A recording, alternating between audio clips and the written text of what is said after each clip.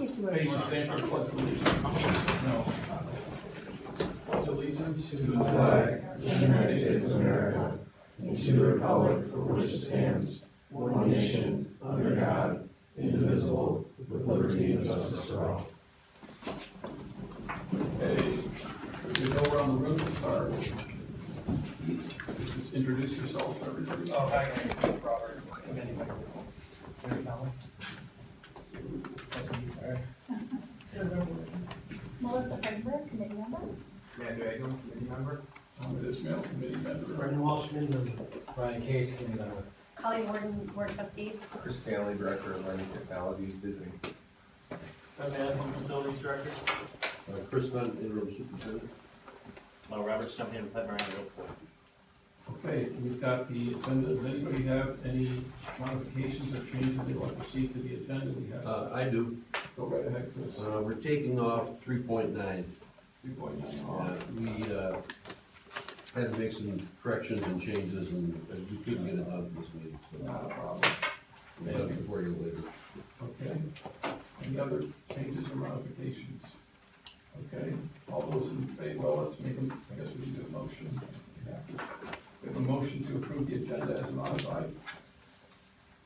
Motion to approve. Any support to that motion? Support. All those in favor say aye. Aye. Any opposed? Okay. Now we move on to information and discussion. We have Plant Moran with us, Robert Stempian. Robert, educate us on where we're at. Sure. Thank you, Emmett. The purpose of this presentation is to give you an understanding of our bond program that we were involved with for the past 4 or 5 years. I was asked to also state, where we are financially with closing out the bond program. So we're on the last leg of our projects, the 2023 projects. We're down working Grosse Pointe South right now with the I-8 program displacement, some boiler work as well, and some mechanical upgrades associated with that building. So just to give you a broad history of the program, we started a pre-bond planning back in 2017 for this program that we're currently involved with. Back then, we identified about $167 million worth of needs, and then we categorized those needs, whether they were critical, deferred maintenance, or property enhancement. This list of different items is also in conjunction with a 40 to 50 person blue ribbon committee that was put together to look at, what the priorities would be for the district, not only for critical need items, but also, needs associated with each building, with input from different stakeholders involved with those particular buildings. And the objective was to really have a safe, warm, dry, and connected buildings throughout the district. Back then, we were concentrating on the 16 buildings in your building portfolio. And it was determined by the Blue Ribbon Committee that we would go out for a bond for $111 million. It would be a 2-series bond. These would be 20-year bonds. And if approved by the voters, the first series was issued in February of 2019 for $68 million. And this was also, we worked with Amanda Van Duzen over at North Canfield to put together the bond language associated with the program. It was successful. In November 6th of 2018, 55% of the voters approved the bond for $111 million. And I guess the reasons why this bond passed were, there's probably a multitude of different reasons why, but we did have a very strong economy at that time with favorable interest rates. There was definitely a need associated with these buildings at that time. The average age of those buildings were 78 years. There were safety and security enhancements that needed to be done. We were addressing the critical needs with the roofs, the mechanical systems, and finishes.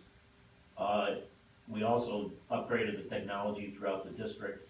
We also were able to reduce the energy costs through upgrades with mechanical systems, and we also increased the longevity of the building life. Of course, there's several members that are involved with putting this whole program together that we procured, which would be French Yearsman Architects through a solicitation process. Same with Turner Construction, PM Technology Consultants, working with Chris. Spalding D. Decker for roofing and paving consulting, and then commissioning agent, which was Strategic Energy Solutions. And then we also had what we call design prime contractors, which would be outside the realm of Turner Construction for procurement, and also the architects, French Yearsman. We do this a lot for our programs in order to reduce professional fee costs associated with the engagement, such as roof managers, abatement contractors, roofing contractors, and construction cleaning. As we went down this path, there were some adjustments to the bond program, and that was the closing of a part in Tromley. And that was due to triggers that were set forth by the Board of Education. It had to do with enrollment drops that we saw in these buildings, and making adjustments to and look at, you know, what buildings would need to be closed because of those triggers. And the two buildings that did close were Popard and Tromley. And of course, the closure of 389. This particular admin building was shifted over to Grosse Pointe North after it was renovated in the former counseling area. At that time, the sales proceeds from 389 were intended to cover the cost of the administration relocation and over at Grosse Pointe North, but there was some adjustments with that allocation that we had to accommodate. And then, of course, there's the sinking fund program, which was established in 2004.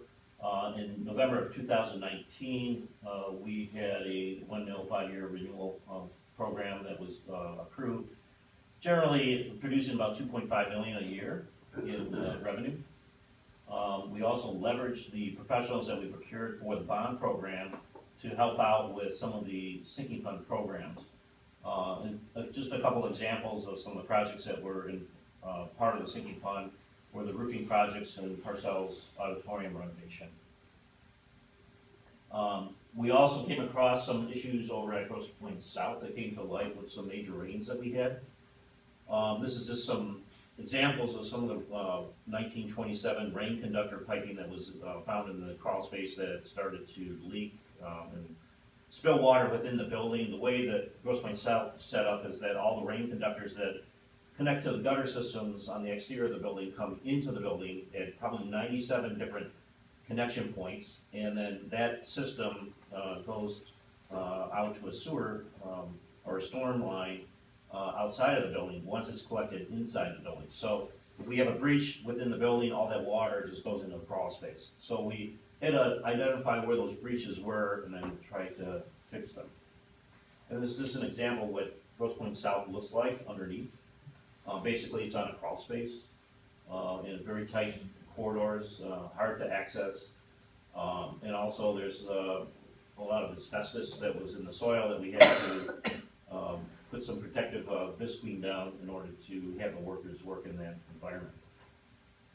This is just some examples of you know, what the water mitigation did, I guess, for this Grosse Pointe South, with putting in some drain tile and shoring up some walls and different things that we had to install in order to divert the water out of the tunnel walkways and aquifers. And like I mentioned before, this is an example of Parcells Middle School with the sinking fund program that was implemented. Another thing that came about during the bond program was analysis of the 3 pools at Brownell, Parcells, and Pierce.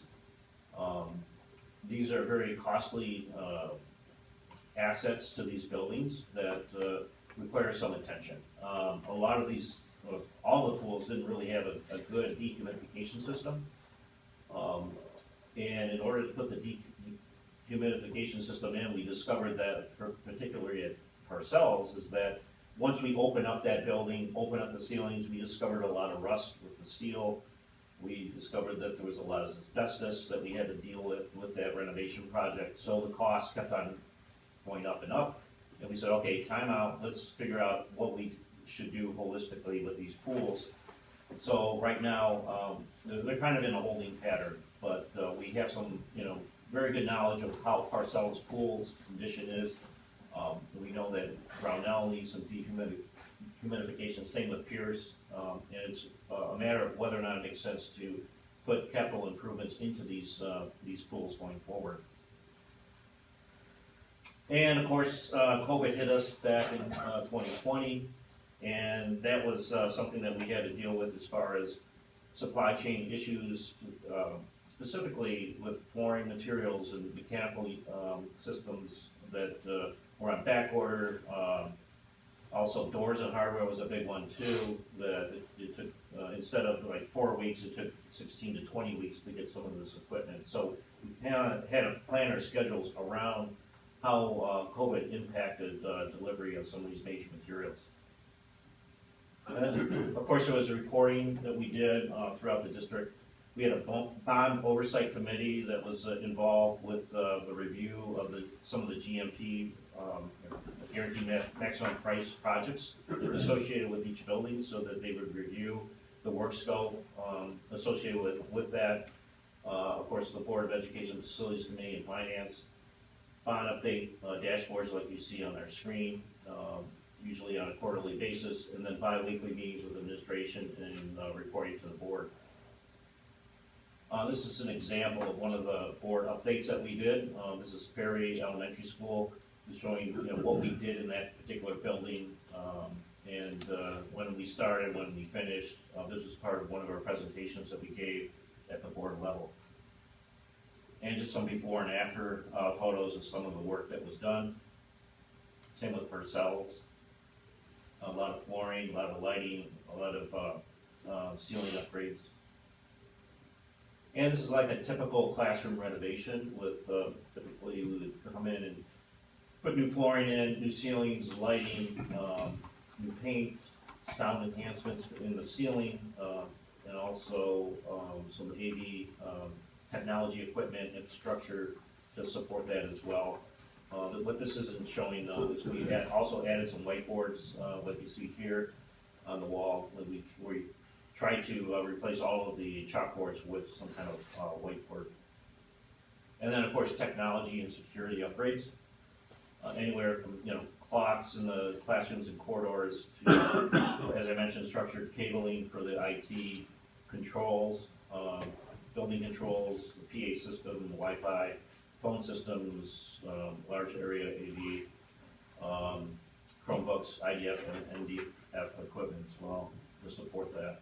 And then the quarterly update reports just show what we did in each building, just to give the board or others, other stakeholders some understanding of the order of magnitude of work that was done. So this just gets back to what was achieved in 2019. There wasn't a lot out of the gate because we were just engaged with the architect, getting them on board, getting the CM on board, doing our due diligence with our abatement contract, or our abatement consultant, or environmental consultant, to find out what the asbestos containing materials were in the building, so that we could proceed with work and define what the work scope would be. So the three projects right out of the gate were Parcells Pool, because it had a great need with replacement of that equipment. The surge tank was failing, so that was a high priority, critical need. Grosse Pointe South vestibule as well was slated as a starter project for that building. And then the Grosse Pointe South Fisher Plaza, which is kind of associated with the secured vestibule entry. And then we had our 2020 projects, a little bit more, since we were able to get the architect on board, start designing, start carrying that work through our construction manager, and making sure that we could get bids out early. Usually our bidding would be November or December to get capture the good amount of participation on soliciting bids for the work scope associated with these 5 buildings, and we were pretty successful by doing that. And then 2021, Grosse Pointe South, Grosse Pointe North, Brownell, Mare, and Richard were the next projects. 22, we had 6 projects associated with this. Some of these projects, like Grosse Pointe North, were 2 years. Same with Grosse Pointe South, 2-year projects, and some of the middle schools as well, depending on the magnitude of work scope. And then we get to our 2023 projects, which is primarily in Grosse Pointe South, with the boiler replacement. They had two large steam boilers that we replaced with 8 hydronic boilers in the basement. There's 2 that are associated in the whole center that were part of this build. You can see some of the before and afters of the Photoshop area that's being proposed in the girls' locker room. That was basically a shower room for the girls. A lot of marble partitions and curbs and old plumbing, which was basically gutted out, floors leveled out, new flooring, new lighting, paint, millwork, and you can see the existing photo lab on the right. The new ceramics and metals area, this is in the old practice gym. You can see the before and the after, I guess, from right to left. And the drawing room, which is on the other half of the gym. You can see where the existing drawing room is, what the condition is there, and what the space that they'll enter into once that's completed. We also are shifting the computer drafting room into the former lecture room, which used to have a tiered floor. We leveled the floor out, put new lighting in, new finishes throughout, new whiteboards. There's also some millwork associated with that space.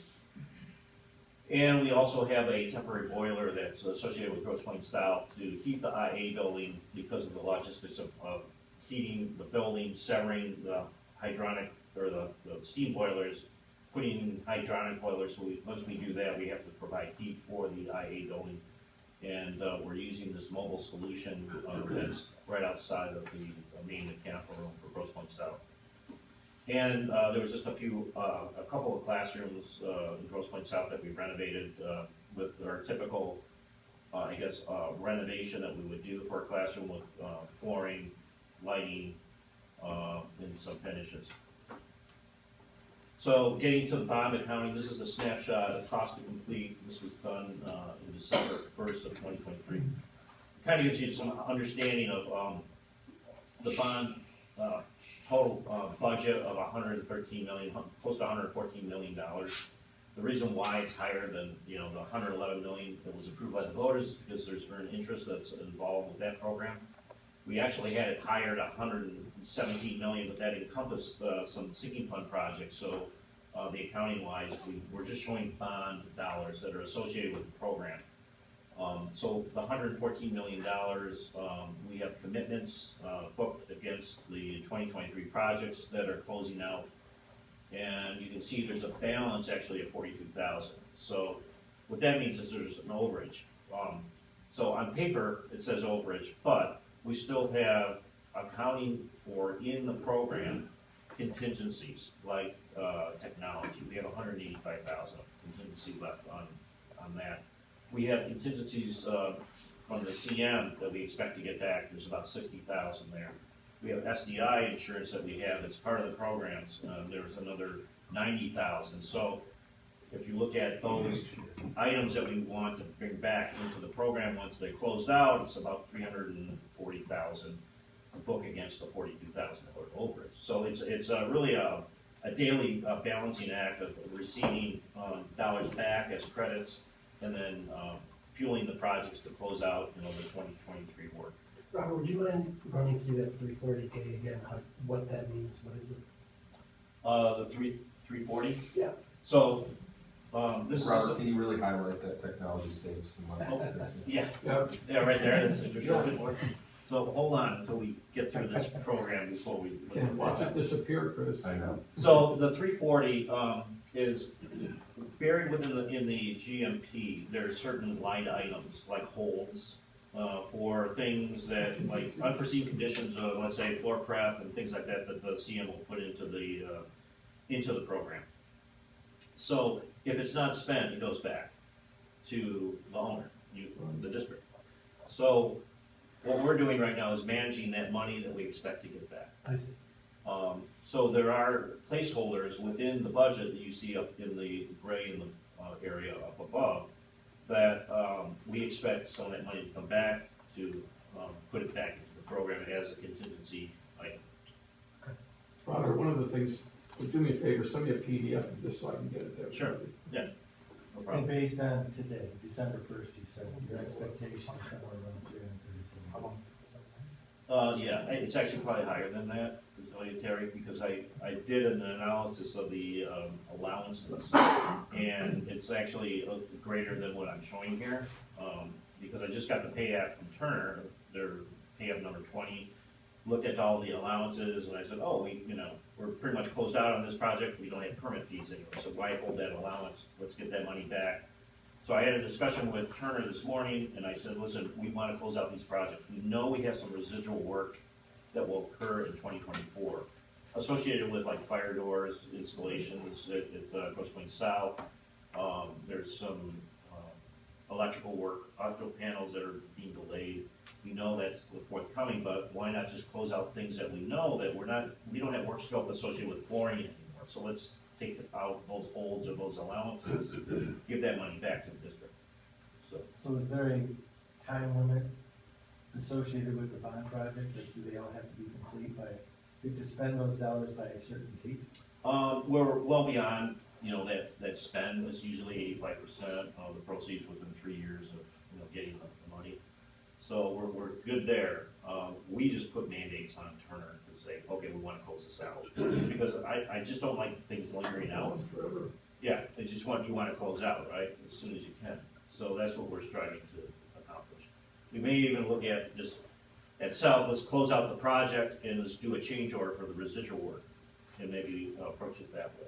Only limited, the type of things we can do with those dollars are limited by the original bond?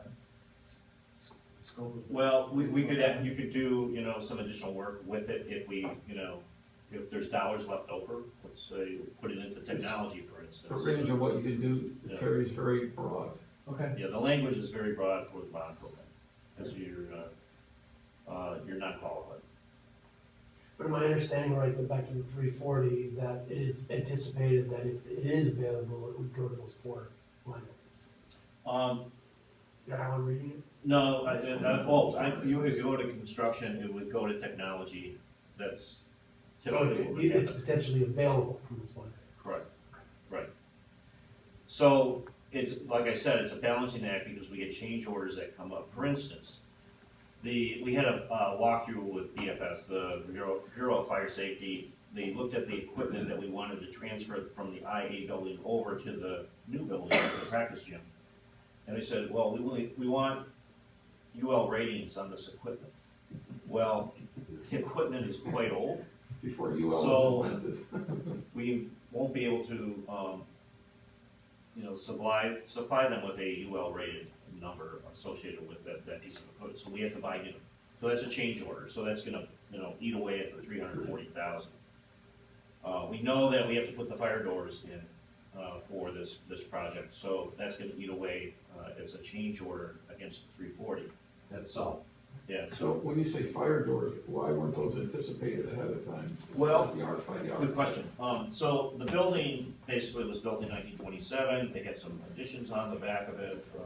And we even did work on Grosse Pointe South a couple of years ago. And the fire marshal reviewed the documents, never said anything about compartmentalizing. Once we put in the photo area in the former girls' gym, it has 2 doors of exit. One of the doors that exits into a corridor that they felt that it needed to be compartmentalized because of the occupancy load. Well, you think about it, Grosse Pointe South had double the population back when it was, in its heyday, and they never required compartmentalization of any of the corridors. So, And originally, they wanted to put the fire doors, well, not originally, but one of the proposals down about main halls. And so we met with you guys and the Mothers Club and redesigned it and put them down where it's not a critical factor in terms of the architectural appearance, and still get approved by the fire marshal. yeah, there's a lot of iterations of where those fire doors would actually end up being. Robert, I'm sensing that 337 is already spent somewhere.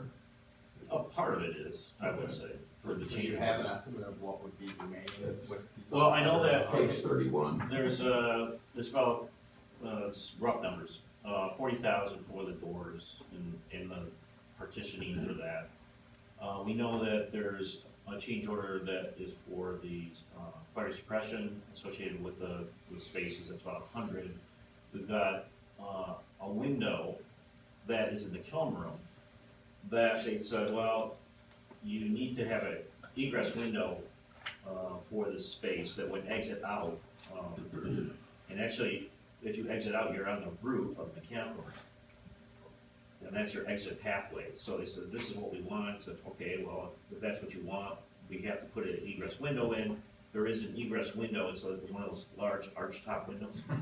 So we could swap out windows in order to achieve the egress component. That swap out is about $55,000.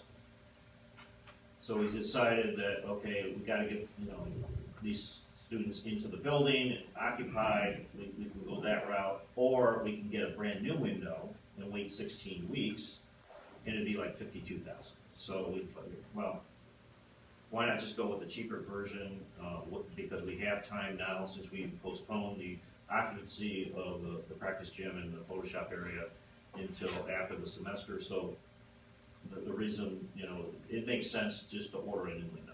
So it's around, let's say, 52,000 or so for the window. So it's about 100 grand. Yeah, roughly, and then I expect to get some allowances back from Turner too, which is probably on top of that 340. What do you expect that to be? I would say maybe another 50,000 on top of that. So kind of taking questions in a broader direction. As you guys have been plowing through this bond, and you've been a big part of the sinking fund and all of those things, do you anticipate, or when would we anticipate that we get some sort of report that says, okay, now with the bond wrap up, knowing what did get done, knowing the state of the buildings, knowing et cetera, et cetera, et cetera, like the priority of the capital projects that are the priority with cost and, something that doesn't, I wouldn't anticipate great granular detail, but like, what planet are we on in terms of the work that we absolutely know within the next 5 to 7 years has to get done? Yeah, we did the assessment of the 2022 assessment of all the buildings, using the knowledge of what we have with the past bond program.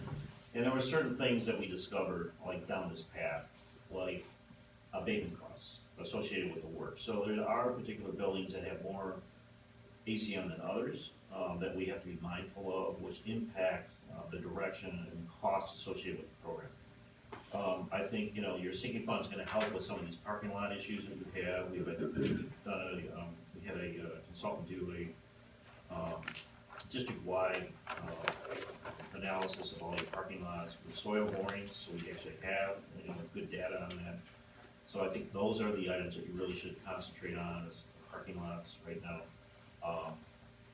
Then of course, But do you think that is Plant Moran in a position, or do we need to give direction to derive a report that says over a 5, 7, 10-year period, knowing what we know now, barring any other building reconfiguration changes, opens, closures, et cetera, I think I could do that for you, because I know what the critical needs are for each building.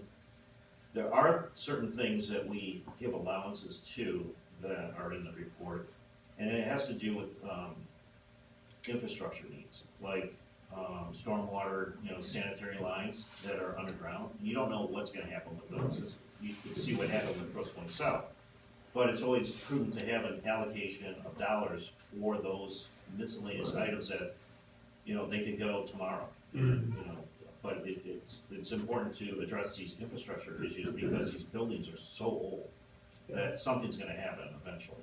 Yeah, it just feels like with all of the work that's been done, that we'd be in a reasonably good position to have a reasonably good guess as to what the capital needs are gonna be over a 5 to 10 year window. And I think that was a takeaway from our last meeting where the gentleman was here talking about the parking lots. We did discuss that. I don't remember, were you at it the last time? Yeah, because we asked him, again, for exactly that, the June 2022, whatever it was, 253 million, what does that look like today? And, he was just, again, the feedback was that the parking lots that were on the new list. Some of them were on the list in 2020, some of that work was on that list in 2022, some of it may be newer or different than exactly was in June of 2022, but, I Yeah. agree that that's kind of the next thing that needs to be out there is, because we have the sinking fund. Sinking fund ballot, it's gonna have to be on the ballot in 2024, and so we need to understand if the 1 mil is enough or it needs to be more. So there's great need in the district. It would be very beneficial to get that passed. I know it's like usually you do it every 5 years. It'd be great to just do it 10 years if you could, because sometimes you get voter fatigue when you have it, every 5 years, the voters say, oh, another, ask on the ballot. So strategically, that's something that needs to be looked at, but, I guess I'd offer, like, I wonder whether it makes sense on that as a committee, like if there were formalization of like what it is that we would need from an analysis standpoint. Because we'll keep dripping on it and, it's such a big deal. It's such a big deal. yeah, there are things that are part of that report that we did in 2022 is, looking at all the furniture, which was never part of the original bond, and now you see these beautiful spaces that are renovated, and they have the old furniture. Like, for instance, Ben, when we put the old furniture in that new drafting room, it's not gonna look right. It's gonna look like old furniture in a brand new space, and, but, we didn't have an allocation in the bond for that need, because we were addressing so many other critical needs associated with buildings. So Robert, what we're looking for, I think you understand what we're looking for. The question is that within your scope of work of your existing contract, or is this a separate project? To identify the critical needs, Right. I guess I'd have to see how much time it would take to, Can you to do get that? that list. And if there is an additional cost, let us Yeah. know. Because it's something we have to have that as a benchmark for where we're headed, Sure. regardless. Robert, do you guys have an up-to-date fixed asset schedule, or is that housed with admin? Or both? So when you guys finish the work or whatever you do you then relay that information to administration, they put in the fixed asset schedule? Yes, I believe, I'm not sure, Brandy has that Randy information. has that Yeah. information. Okay. And I looked at it last week and we can print it out. It's, one of the tricks for public K-12 is, for example, when you have a building, whether it's a roof or like windows, when you put in new windows, well, the original windows are in the cost of that old building. You technically gotta take them out and put in the cost of the new ones. And that gets a little dodgy for the K-12 institutions. It's not as clean as it can be or should be or would be, or you want it to be. That's why we're so happy you're here, Chris. Another thing to consider too is, whether or not you deem, let's say, as a critical need, air conditioning. Because as you know, our climate, it seems like it's getting warmer and warmer, like, especially at the start of school, the end of school. And, these buildings are very challenging to get air conditioning installed. So a lot of times we go with the split systems, which means you have to provide condensers everywhere or whatever, but at least you're not integrating the exterior of the facade with, grills and vents and things like that that might destroy that architecture. So, we really need to look at it on a case-by-case basis for each building. You do a chilled water system, but that gets very expensive, and logistically, getting the pipes throughout the building and also dealing with asbestos abatement, the cost can really escalate. So really the easier solution is just to go with a split system. Most units probably last every, 10, 15 years then, before you have to look at replacing those. So, the district has challenges, but it's a matter of, what you deem as a priority going forward. Let's get back to 31. 31? That's your next page, right? All right. So, these are just some value add items that are included with the bond that we, were able to achieve with negotiating contracts with the professionals, looking at, design prime procurement that I mentioned before. That's, because of the reduced cost associated with that, it was able to, get procurement of some of these services at a lower percentage. Also, there was, like I mentioned before, there's givebacks on SDI insurance. So SDI is a subcontractor default insurance that were associated with the GMPs. And that was, we said, okay, Explain what GMP means for everybody. okay, gross, for each project, it's a guaranteed maximum price that like Turner Construction will set forth for that particular building, through bids and everything else. They receive bids, most qualified bidder, they vet them out, and they give a recommendation on, these are the trades you want for doing this work in the building, and these are associated soft costs, which are, the fees, insurance, bonds, staffing associated with that. We said, well, if we have a contractor that's, on the fence as far as financially, we wanna make sure that we could, maybe bond them. He said, well, you're carrying a bond anyway, for the program, why should we, double bond? And we accepted the fact that if there was a risk, I guess trades, company that would be associated with it, we'd set aside that would be owner controlled contingency for any kind of insurance, that we'd have to get for that trade contractor. So a lot of times we don't even implement, that money that's set aside, so that money comes back to the district. Rather than have it controlled by Turner, we said, let's have us control it. So it's within the GMP, but if it's not used, it goes back to the district. So that's kind of how it works. The bottom line then is we reduce CM allowances. That's another big one. So reduce CLM allowances. So what will typically happen when you put together a GMP is, construction manager will put together allowances for unseen conditions. Like I mentioned before, like floor prep or whatever, additional painting, this and that. There was a large dollar amount for those allowances, and we said, no, Turner, we're not going to carry that, or, you can take that out of your contingency, or we'll figure out, if it's gonna be owner contingency related or not. So we reduced all those allowances, which saved $130,000 in insurance, CMPs, and bonding costs. So, that's us doing our job, I guess. And then, like I said before, the final construction cleaning and removing general condition items associated with the GMP, we saved some additional dollars through that. Closeouts in 2021, about $100,000. 2020 projects, $280,000. We reduced the $280,000 was related to the reduction of staffing, because we said, let's relook at this, let's staff it differently for all these buildings that you're doing, one superintendent for two buildings that were near each other. Just kind of looking at the overall plan for staffing, so that's what that savings was attributed to.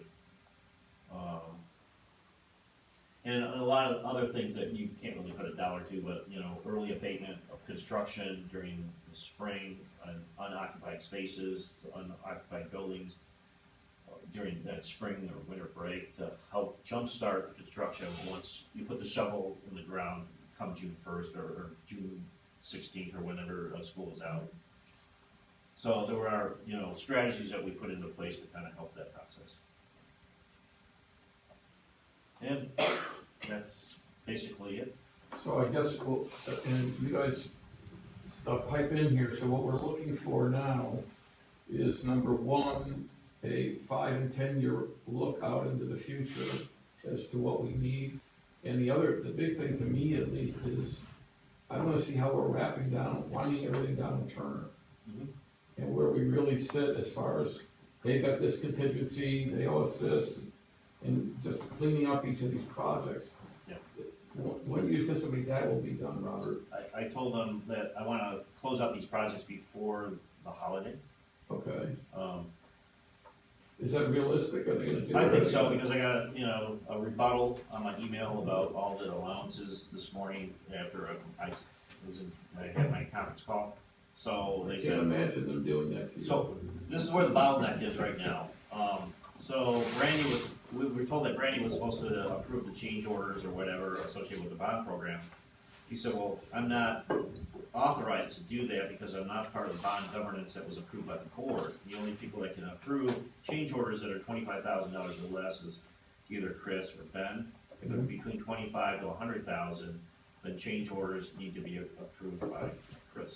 So we got that all straightened out, so Chris, you'll probably see some things in your inbox, regarding the approvals. Okay. And is there something we need to do, Chris, as a board, that the board needs to do to help you get that, through that process? I don't believe so. Okay, I great. think it was over, what was it? So it was over 110,000 or? Well, if it's over 100,000, it has to go to the As, board. as what do you have? Okay. To the board. If it's like between 25 to 100,000, good practice is to inform the board that there is a change order of that magnitude, so that you're aware. Okay. Does anybody have any other questions for Robert? I have a couple. Go ahead. Does the bond oversight committee still exist? No. So we're done with the approval process of, or review process for all the projects, and the last one would be the IA South project. Okay. The boilers that are in South, are they actually heating South now? Yes. And then, I don't know if you know this or someone in the administration knows this, but did we budget for the impact, or did you provide impact for what that savings would look like by building, going to the new hydronic boilers? Was it anticipated to be a savings in every building to go to the hydronic boilers versus the old steam boilers? I would say that you would achieve an energy savings. I don't know, then we'd have to look at the utility bills to look at, gas consumption associated with those new hydronic boilers. I think it's too early to tell. Monteith was the first one out of the gate to get the hydronic system. So maybe with that building, we could see what we had for the steam, gas consumption as opposed to hydronic. The best way to look at it overall from one year to the next is look at the total square foot and your utility costs, because what happens is some of the utility savings gets layered on. For example, you do windows here, but if you do windows in a boiler, how much of what is contributing to the energy? So the best way is to look at total square footage, look at your, and you gotta factor in the weather and all that. I'm just looking for potential savings. We budgeted, year over year, we're budgeting for the same or an increase in utilities across the district. And if we're actually realizing savings, we need to recognize it in our budget. In our planning for the next year. The timing for the move in, move out of the IA building, move into the, Yeah, we were pushing to get a lot of the moves done during this winter break. But because of the hiccups with the fire doors and everything and trying to get everything approved, because when we redesigned where the fire doors would go, we got DFS approval. They said, well, yeah, fire safety says it looks okay, we're good with the plan. But BCC, which is the building code division, they need approval too. So once they get approval, then we have to order the doors, right? Because we're not gonna prematurely order the doors until we know what the plan is. And the problem is it's the door hardware, it's a 16-week lead time. So we could go with temporary measures and things like that, but then the way that the building permit was submitted, it wasn't a staged approach. The building permit that went in was for all the renovations that would occur in South. So there's an issue too with how the building permit was issued. So that would delay the process even more. So there's so many different factors involved. So that came into play as far as moving the program out of the IA building into the Grosse Pointe South main building. So we pushed it until the end of May, June. Yeah, May, June timeframe. So basically the end of the semester. Okay, so the boiler in the truck, as it is there running, feeding through the window, feeding underneath the parking lot? Yep, so it's all connected, there's steam piping that basically goes through the mechanical room and underneath the drive. And there's an electrical panel to service that unit. My understanding is quite hot in that building, so it's producing a lot of heat. It's very quiet, I was surprised, I thought this thing would be really noisy and echoing in that little valley of parking area. But it's doing its job and working well. We're anticipating that being able to March or April. Yeah, until the end of the heating season. has there been any additional thought on what's next for that? I mean, in terms of next winter, how do you keep the building? We're looking at It's those 3.5. That's 3.5. It's Sorry. 3.5. Anything else, Terry? I think that's it, right? Melissa? Matt? Nothing. Hey, Brendan? Hey, Ryan? Colleen? Yes, Robert, I just wanted to tell you that the pictures of the new space is gorgeous. I know there's a lot of hesitation by people to move into a different space at the girls' gym, but that's spectacular looking. I mean, It is pretty amazing. when you compare the way that, I think it's the ceramics room, Right. where the new space is, it's like a no-brainer. It's spectacular. Yeah, there's a lot more room to move around in that space. There's a lot more light. Yeah, a lot of light. Yeah. It's really, really beautiful. They did a great job, and I'm sure that the art students are gonna be just so happy. I believe there was a request to, price out a different type of step going Is up. are those steps what we really put on our blueprints? to Yes. Put in? That How space would was anybody never meant to carry it up be there? like a major access, for, materials. So it was, a ship's ladder to, go up to get to the equipment that was up We're there. looking at redesigning the Okay. whole, Yeah. the whole Well, you're gonna stairs. make something that people are gonna go up and down. And that's why it's advantageous to wait till Okay, you get them all done. got it. Chris, do you have anything on this? Ben? Mr. Fenton? Robert, thank you. Yep, If thank you you. could give me that PDF, that would be great. Yep, we'll do. Thank you. Okay, next up on the hit list, South Swimming Pool scoreboard discussion. Is that Ben? That's me. Okay, go right ahead. This is something that I'm sure some of you have got emails about. The South Swimming scoreboard was installed in 2008, and this is original to the building. Over the past year, the scoreboard has experienced several component failures on it due to age and corrosion. Currently, the unit is working, but only at 25%. I've secured pricing through our consortium, Omni Partners, and I'm requesting $69,625. It's my understanding that if we could go general fund or sinking fund on this project. We have to get some clarification on the sinking fund. There's difference of opinion whether it can go in there or can't. You could use a sinking fund for that, eh? That's- Well, some say you can, some say you can't. So we want to we'll talk to the auditors and also Clark Hill and see if that's doable. Be nice if it would come out of the sinking fund. Okay, so the scoreboard, and you want to bring that to the board when? Or does it have to come to the board? Let me ask you that. Here's the thing, it's a 6-month lead time for this one, so it's not going to be here this school year, so it doesn't have to go on December's board meeting schedule, but it could go in January. January, okay. I just want to make sure if there's something has to go in December, we gotta do some dancing here, because our next week is pretty busy. Understood. Okay, I have a question. What is the training? What is that for? So basically, that's installation and training, the tie-in to the scoreboard, so it can partner with our computer system and our time sensing equipment. A lot of times they always include those two to show everybody how the product works. So Wow. they set some time aside, professional. But they will do the actual tie-in as well. So who will be, I mean, you'll be part of the training, who else will be part of the training? So people on our technology team would be Plant, Wood. Yep. John Podell, Swimming the swimming coach. coach.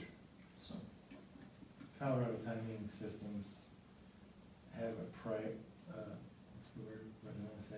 Proprietary? Proprietary, thank you. Proprietary software, and that's what this is.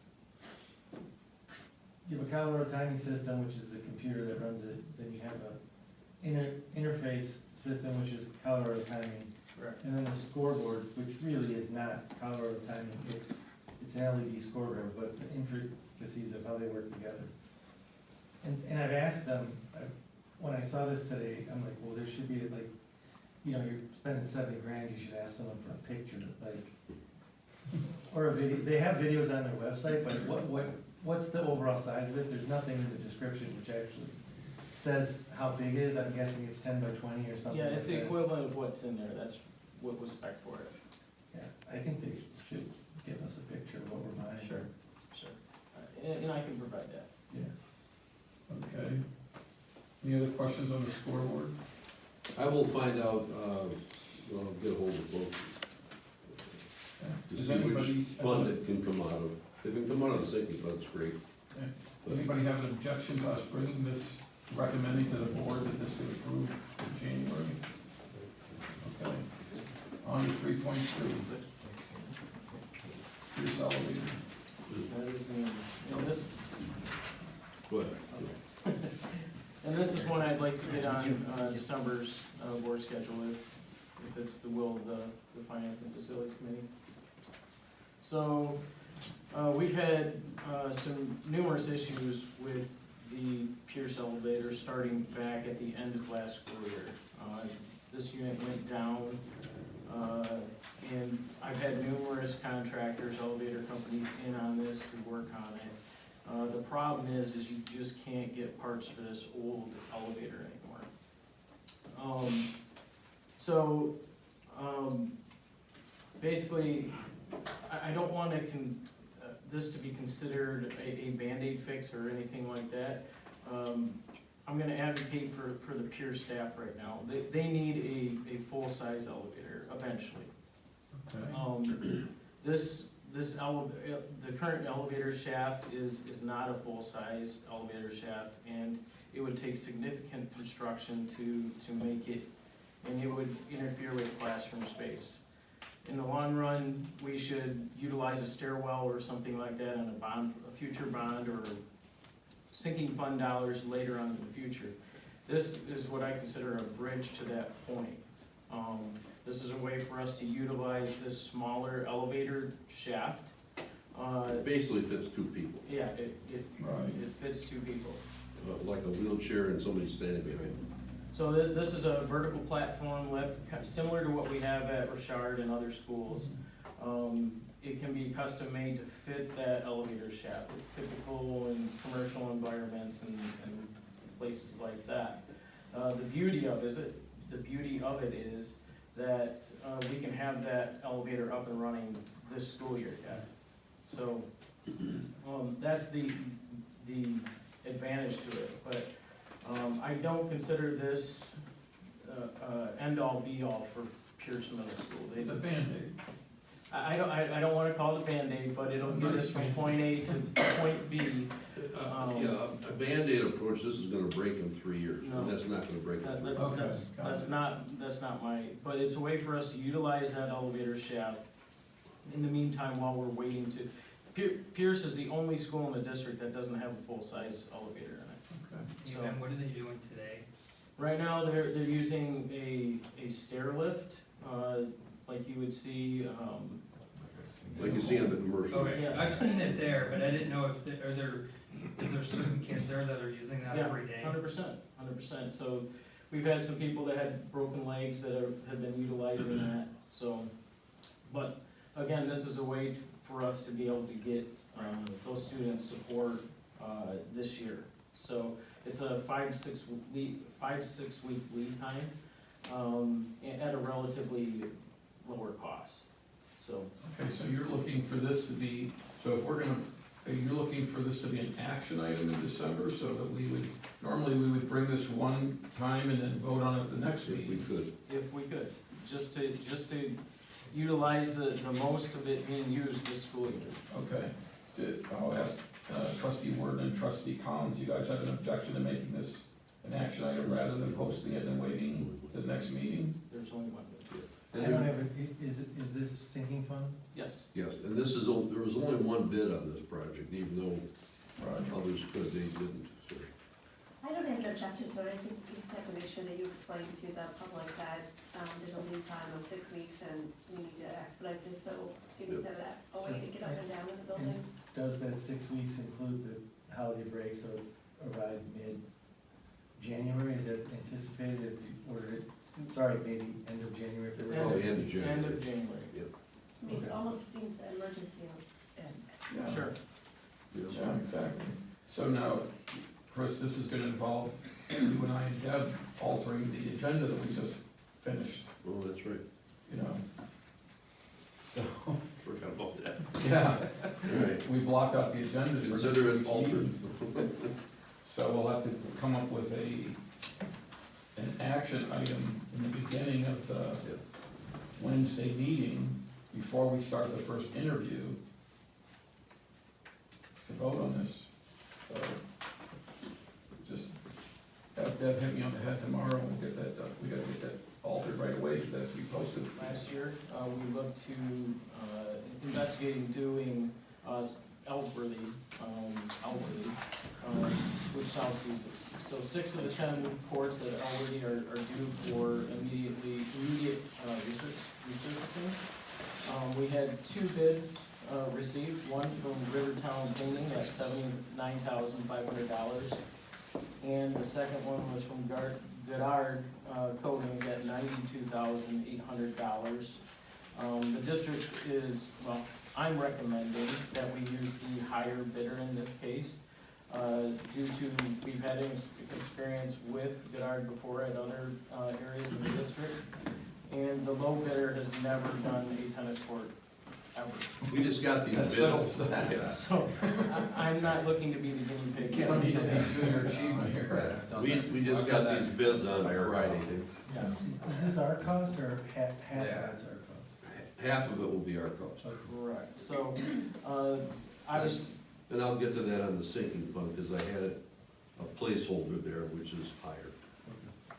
so the total request for this is $46,400 out of the sinking fund, with the city of Grosse Pointe, paying 50% per our contract.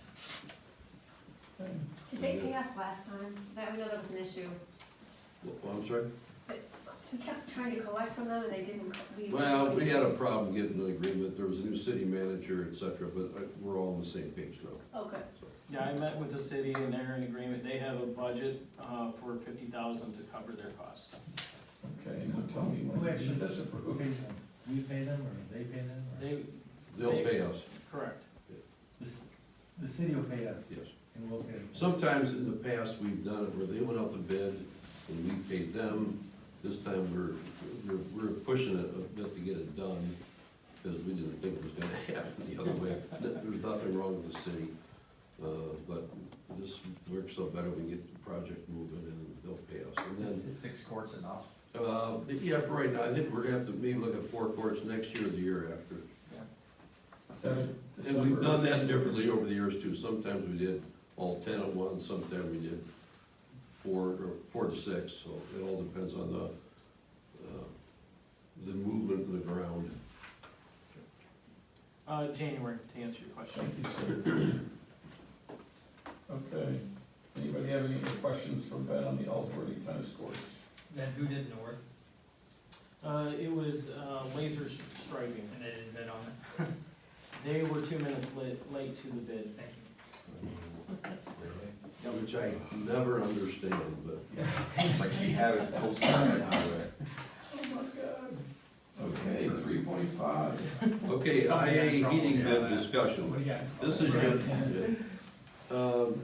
we're having the heating over there analyzed and what will it take to, we have to make a decision what we're doing with the IA building, obviously, but if we're gonna, mothball it, or we're gonna continue to heat it at a limited amount, hold some classes there, we don't know, but we're getting some options pulled together to make that happen, and we're looking at probably in the area of 500,000 plus.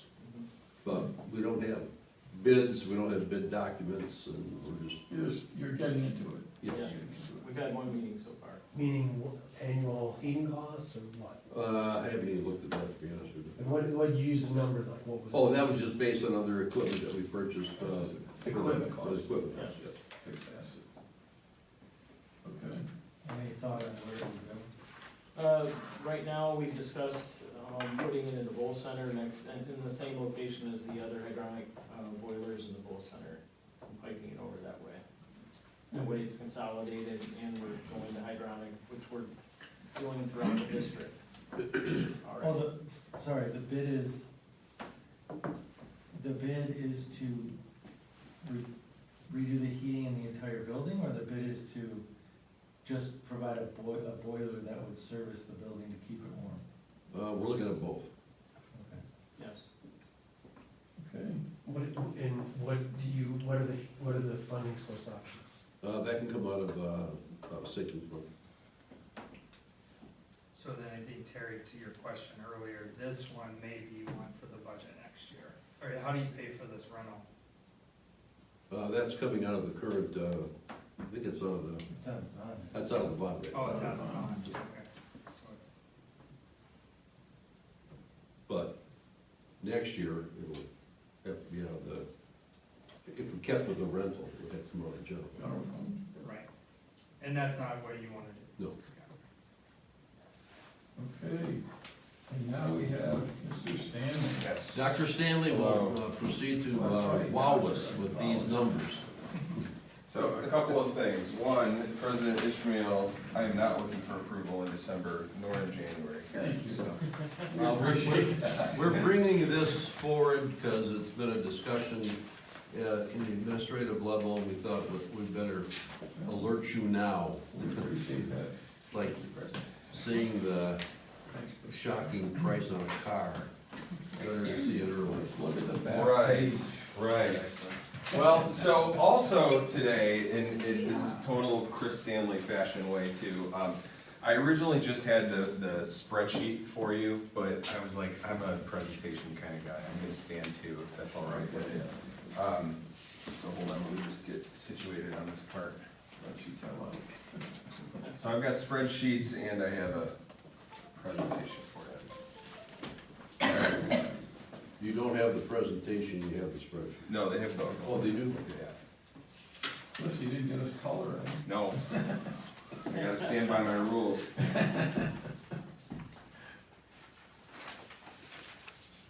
If we had new technology, this would be faster. Yeah, I know. That's what's gonna happen. There's a 65-inch TV on Is that true, actually, would it be 75. faster? What's that? Who part is Probably. so. Oh, yeah, some of those up there? Yeah, I can pull one of those up. Bear with me, sorry.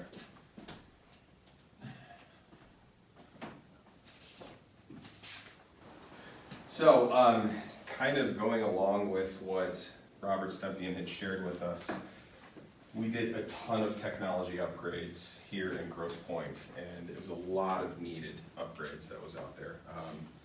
We redid our entire network that's wired and wireless. And one of the biggest items that was out there was we did purchase new devices for every single staff member.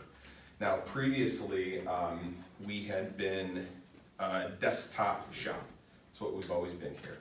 And if you look at other school districts out there, it's like for the past 10+ years, they've been laptops. Why hadn't we been that way? So we thought that this was a great opportunity for us to really kind of get into that mindset of what mobility could look like throughout the district. So that was one of the purchases that we did make starting in 2020. So the goal of this presentation that I'd like to share with you right now is to really talk about what a reasonable technology device refresh can look like overall. Now, we know that we did a lot of different tech purchases with the bond. We purchased new flat panels, we purchased a network like I stated. Those are all things that we'd be talking about for refresh cycles in the future, but right now I just want to focus on these devices, staff devices, Chromebook devices, and then we do have some devices that I'm going to call student devices, and by that I mean like high-end devices for certain computer labs that we do have available. CAD work or something like that? Correct, exactly, yeah. So what I'd like to do is I want to provide just a recent history on our purchases. I want to share a couple of assumptions with you too, some of the things that we've discovered along the way, and then share a couple of potential timeline options of what this could look like as a whole. Now, everything I'm going to be talking about right now, I'm not asking for a purchase for this particular school year. I'd be looking at budgeting for next school year and beyond. But when we are talking about a refresh cycle, we're talking about, okay, well, when does that end? It doesn't really. I mean, these are technological devices that they just do age over time. So, like I stated, we did switch from desktops to laptops for a majority of our staff that's out there. We also removed the majority of computer labs. So at the elementary level, we removed every single computer lab out there. We thought that Chromebook carts were really where things were happening, and that continues to be the case right now. So our plan was to purchase staff laptops by building construction timelines. So like in 2020, we had South, Ferry, Monteith, Parcells, and then in 2021, we were gonna go north. But then all of a sudden, a pandemic hit. And we knew that everybody was going to be remote, and mobility really was most important at that time. So we did have to purchase all of our staff laptops all at once. That was all during the summer of 2020. So what would have been really nice to have that refresh cycle really beginning in 2020 and continuing on, it just wasn't able to happen at that point.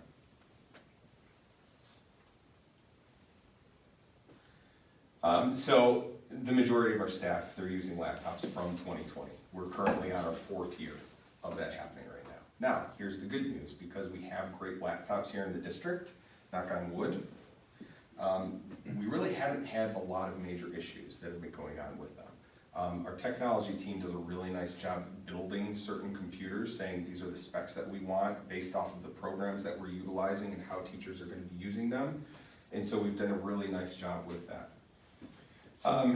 There are also student high-end devices that are out there. Those started in 2020. And then also another thing to just be aware of is the Chromebooks for the elementary daily student usage. So those are happening more and more as we do have more digital curriculum that's occurring. And then we also have to have devices at the secondary level, although we're bring your own device, because of state testing. So we're not just talking M-STEP. As you guys might be aware, the College Board has completely turned digital now too. So for SAT, PSAT, everything must be digital, and it can't be on a student-owned Chromebook. It has to be on a district-owned Chromebook, because that's how we have to manage those devices. So you're gonna see some items up here, and you're gonna say, well, I thought that we're bring your own device. Why are we still purchasing devices at the secondary level? It's because of that factor that goes into play. So a couple of assumptions for us to take a look at, and I do have this on the spreadsheet that's out there. I just wanted you guys to be aware. The counts that you're seeing that I'm basing these numbers off of are based off of previous staff counts. So about last year's staff numbers, this is what they're at. I thought at least it would be a good start for a high-end conversation so that you could see this. So again, what I'm bringing you to right now isn't as concrete as I would love for it to be, but I just want this group to be aware of the conversations that we're having overall. We're also making the assumption, we're liking the laptops. We like to have that mobile option. We like where professional learning can go with that, and so we do want to continue down that pathway of utilizing laptops as opposed to desktops overall. Another assumption out there is laptops and Chromebook pricing has increased since 2020, which to be honest with you is quite surprising, because a lot of times technology pricing does go down. We haven't seen that happen in this situation. I'll give you a quick example. We were purchasing Chromebooks for about $250 in 2020. They're now about $385 as we're taking a look at. So major price increases that have occurred. An increase of technology use has occurred at the elementary level, and so I'm pricing it and I'm looking at the student numbers based off of that. We're hearing all of our teachers saying, we've got this new word study that's happening in here. We do need our students to be utilizing these devices more often than we've had to in the past, right? Another assumption that I have made, just so that you are aware, I did include a 10% contingency cost in here, especially because of the fact that we're talking over the course of a couple of years. I didn't add a 4% escalation cost or anything like that. I just thought that it was important for us to take a look at this and see if there's any wiggle room as it goes along. So I'll just share the big number with you right now. If I'm taking a look at this, if I wanted to replace every single staff device, every student device in this district that we have right now, this is about the number that we're looking at. Again, that's including the 10% contingency cost that's out there, but we're looking at just a little north of $4.7 million. Does that get you to having all the devices you need at the secondary level? That would be correct, Okay. yes. Including For those. staff laptops, is it because they're no longer working, or because you need new technology on the laptops? No, and so currently, they're working. Yeah, they're going very well with that. It's just, we're now in our 4th year, and so it's just gonna be important for us to really start saying, okay, I think next year needs to be that first year to start this cycle, so that we're not hitting this big number all at once. So about 4 years is about the average life for? We actually plan for 5. I think 5 is actually a healthy way to go. And you will see later in this presentation, I do present a couple of different options that are out there. I have a 3-year plan of what this could look like, and I also have a 5-year plan of what this could look like. In the technology department, we do like 5 years because we purchase warranties that go along with that. So like, for example, on our Dell laptops that are out here, we have 5-year warranties that cover everything.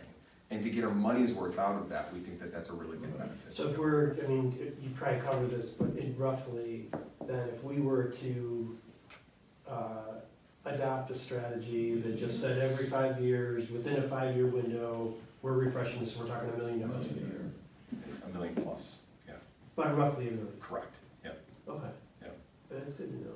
And that's staff and students? Correct. Okay.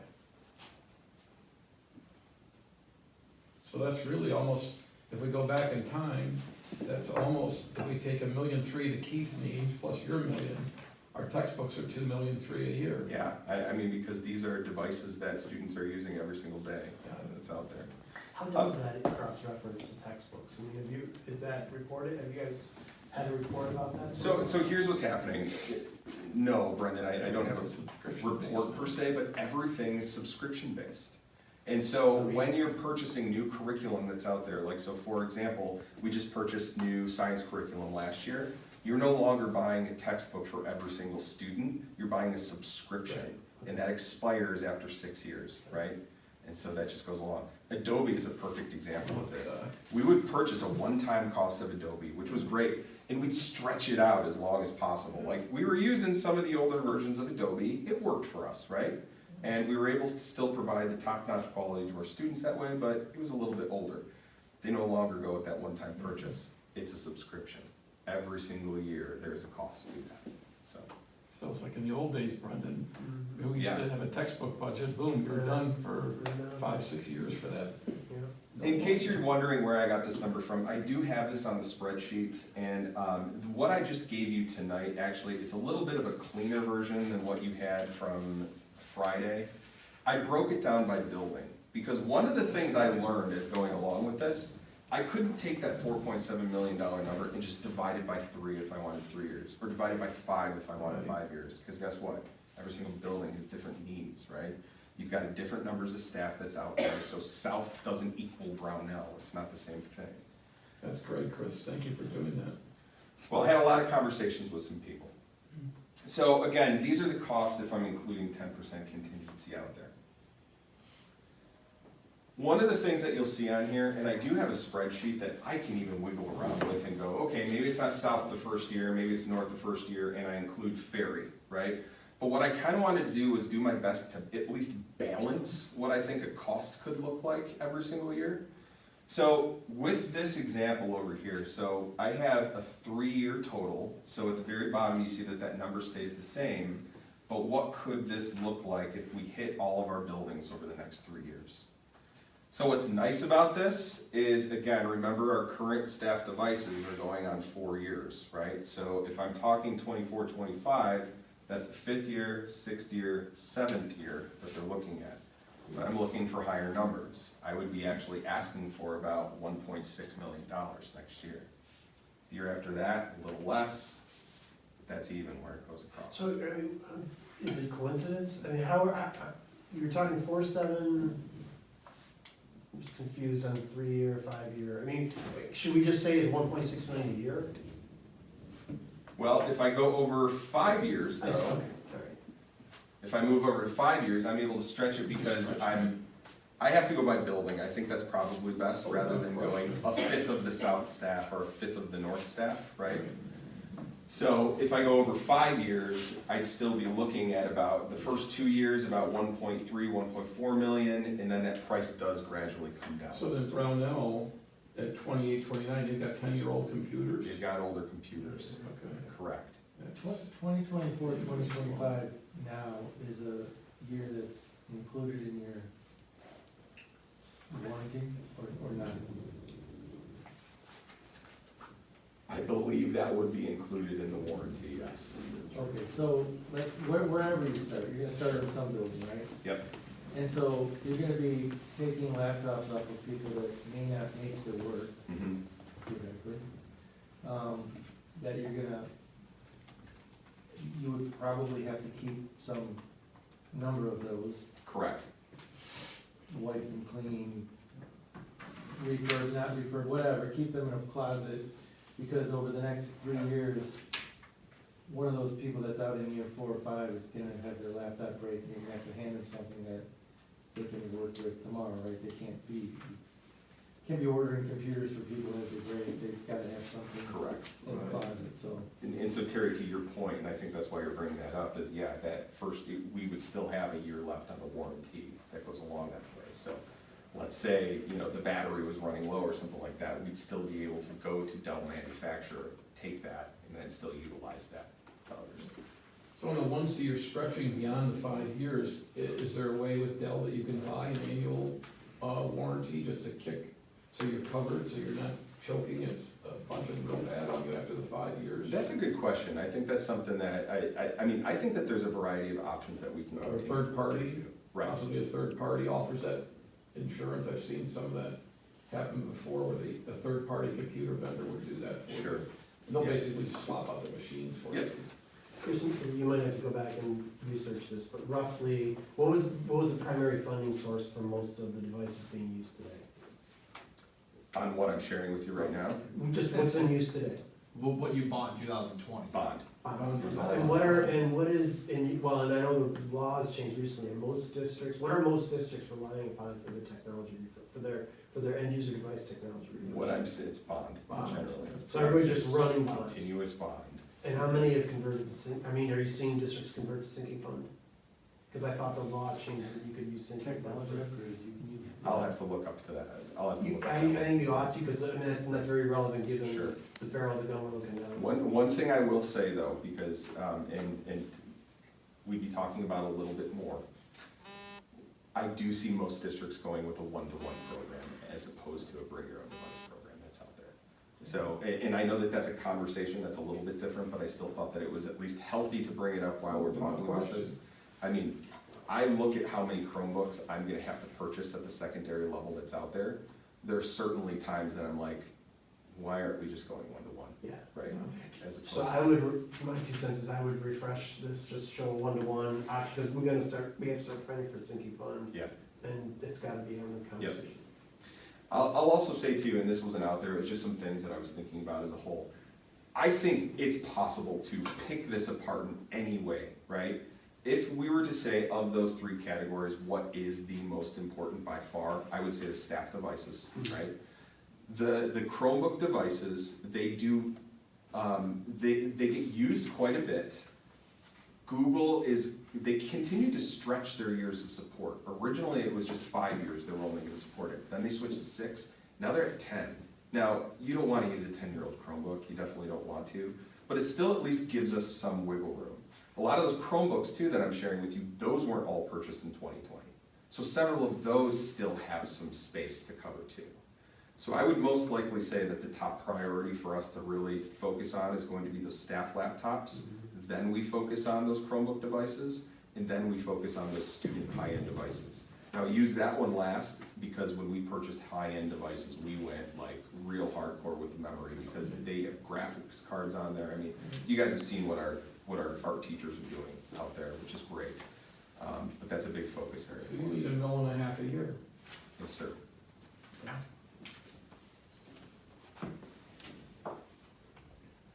So next steps. So I think it's really important for us to have this conversation about what decision we want to go with. Do we want to go with a 3-year plan? Do we want to go with a 5-year plan? Is there some type of in-between that we could go along this route? I also think it would be very important, because as I stated, this was just some numbers that I'm sharing with you based off of what we currently have. I think it's important for us to continue to meet with staff to finalize the plans on devices. So for example, our office staff has laptops. is that the best route for us to go right now? Or are they finding like, yeah, I'm not taking this laptop home, I would have been better off with a desktop, and maybe that would have been a little bit cheaper that way. I take my note. Chris, good job, Chris. He doesn't use it, but he takes it home. Right. He doesn't wanna lose it. So that's important. After those lines, what we'll be able to do is receive the proper quotes that are out there. We always work with, in the past, we worked with Dell. We're able to build that program, and through consortium pricing that's already been provided, they're able to give us those, and those have already been awarded. Chris, are you better off going consortium or actually putting it out for bid? The tough part about bid with technology, Ahmed, is you are saying exactly what it is that you want, Okay. and so then you're completely No limited. flexibility. Correct, there's like none out there. So I think it's worked out really well for how we did it previously. Got it. And I will tell you, Garrett Kelly, I want to give him all the love in the world. Garrett He's a Kelly, rock star. he's my right-hand guy. He's our senior network supervisor. He's the guy that makes it all work. And when it comes to building out the specs for a computer, he is top-notch on that type of thing. Yeah, So. definitely. So that's what I had for you. This is just really a kind of a preliminary conversation, but I do expect at some point, probably February, no later, I do expect that I would be coming to the board, probably again to the Finance and Facilities Committee meeting, just to share with you what we're looking at. But So what's your recommendation for how this be funded? the current situation with 5 years frightens me a little bit, just because of the fact if we're at that back end of it, we're talking about almost 10-year-old computers out there. Yeah. I like the 3-year plan currently, and then maybe after that 3-year, then we focus on the 5. Then phase into a Yeah. 5. This is gonna be revolving. Correct. So you need a mill 2 to a mill 5 a year forever. Correct. Okay. So we have that, and we have Mr. Howell, he has 3% of our budget gone. Well, again, too, I just want this, I want everybody to be aware, I'm just talking devices. There will eventually be a time that flat panels need to come Oh, up, yeah. and Oh, new absolutely. networking and all that stuff, so. And then, And that should be part of what they put together for the overall without planning. question, We have I to, was just gonna say that. we have to have all the pieces, right, so we can properly plan for everything down the line. Because these are things that you set aside for as you continue to go, right? If you know about. Yeah, so we'd like to see the big picture, Chris, I think, speaking for everybody here. Absolutely. Start big. And, flat panels, in year 6. This is, so we can see the whole thing and see how we're gonna spread this out. Now, the other question that was rolling around in my brain as I was looking at all those different school buildings, what do you need staffing wise to implement all this? We've been very lucky in a couple of ways that our vendors do include in the package a white glove service a lot of the times, and so they'll image the computers for us, they'll do all of that. And then we have found some ways to bring staff in a phased process that's out there. It's kind of a long way to your question. Generally, what we would do, Ahmed, is we hire interns, if you will, over the summer, because this is really where it would go into play. And that would be the most important for us, so probably about 4 interns each summer. Okay, so we're not talking $500,000 a year in staff. I don't believe so. I mean, I think that we're doing okay right now, especially because of the fact that this equipment is newer that's out there, right? It is less hands needing to be able to touch it. Does it come preloaded with the software you need? Do they load that? I mean, Factory, or do you have to load it on site? we still load that on site, but we're able to do that. Okay. Yeah. Very good. Any other questions for Chris? I have a question for the other Chris. Thank you. Where's the money coming from? Good question. 3.7, summary of the sinking fund. This is a quick review. Our 6/30 audit balance, 6/30 24 audit balance, 23 audit balance was $2,429,000 in the sinking fund. Factoring in this year's budget of $3.325 million gives it to almost 5.8. Just quickly going through some of these you voted on, some are in the projections. Our current expenditures through the year through November 8th were $159,000. I can get a breakdown. I didn't do that. There were miscellaneous items. The playground ADA, that you approved, that's $577,000. Parking lot, the engineering portion is $350,000. Storm drain repair, $110,000. The Pierce elevator, we just talked about, $79,500. Pierce and South Auditorium, some work needs to be done. We're looking for bids in January of $250,000. That's for water damage, primarily through tuck pointing issues, that the buildings are leaking. But we'll have a better understanding of that in January. Elworthy tennis field, tennis courts, I had a placeholder there of 100,000, it's gonna, closer to 50.